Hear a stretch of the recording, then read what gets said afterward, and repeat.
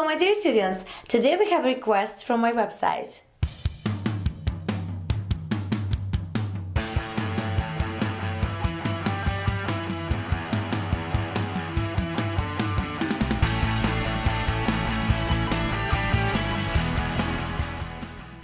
Original Stick, after watching the French Open, he sees a bunch of Russian women's last names ending in ova, and wonders why.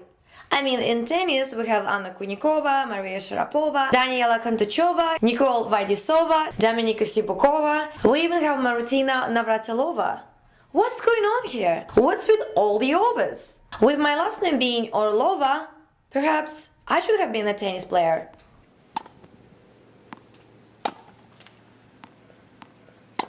I swear to God, I'll f***ing take this ball and shove it down your f***ing throat. Do you hear me? I swear to God. You better be glad, you better be f***ing glad that I'm not. I swear.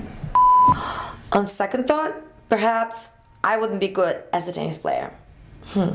Anyway, what's with all these ova tennis players? Is there some kind of a selective breeding going on here? Must investigate.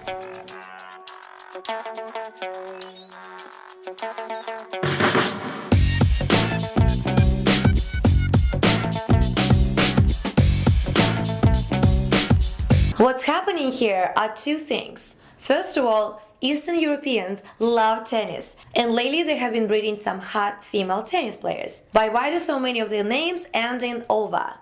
And how come there are no male Russian tennis players with names ending in ova?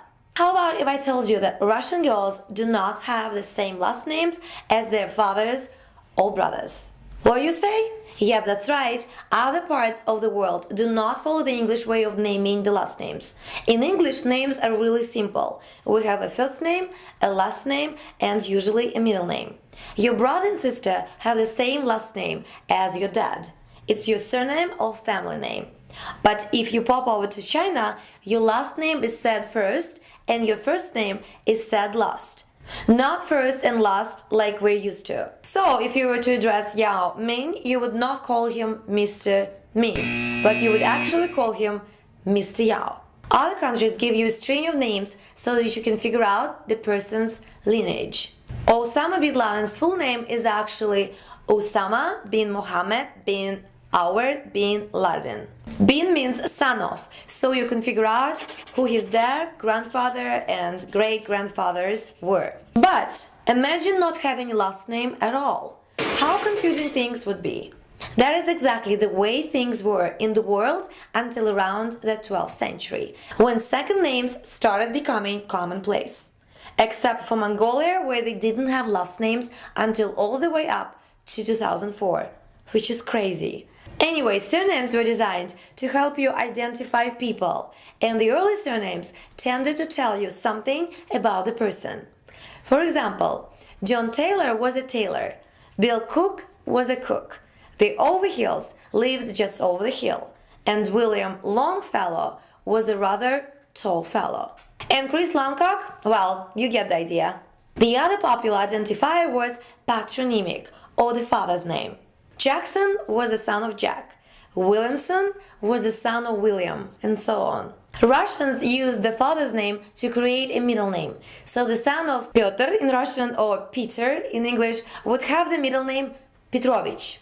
The Ovich part meaning of Peter. The daughter of Peter or Pyotr would be Petrovna or Petrovna.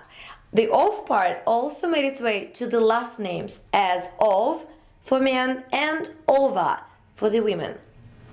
Women in Russia, as in some other countries, take on the feminine form of their father's last name. The daughter of Peter would not be Petrov, but would be Petrova. Putin's wife's last name is not Putin, but Putina. Gorbachev's wife is Gorbachova, and so on. So Gorby, your wife would be Gorbachova. Other popular suffixes are in and yev for men and ina and yava for women. Since ov and ova are popular extensions to Russian last names, that's why you have so many female Russian tennis players with the last name ending in ova, and no male Russian tennis players with an ova at the end of their name. They would be ov.